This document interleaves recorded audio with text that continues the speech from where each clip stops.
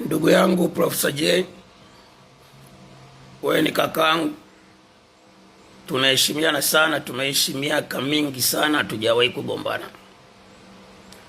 Lakini clip ya jana isitufanye tugombane.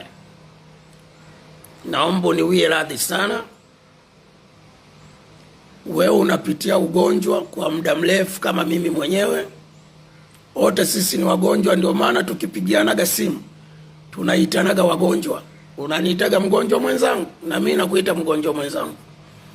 Kwa hiyo jana nilikuwa nimelewa, pombe ikanisababishia niongee kauli chafu na mbaya kwako na kwa jamii na kwa familia yako.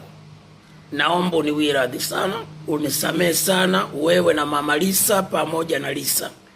Wewe na mkeo Mama Lisa pamoja na Lisa tumeishi miaka mingi sana bila kugombana. Na kuomba tusigombane kwa sababu ya video clip ya jana. Pia na kuomba msamaha sana Mheshimiwa Rais kwa kukuingiza kwenye jambo ambalo hata hiyo milioni 30 ukutoa wewe. Nimekuja kugundua hilo. Hata hiyo pesa ukutoa wewe.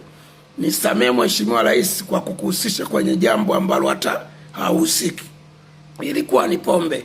Naomba mnisamee sana. Na Watanzania waliochukizwa na hili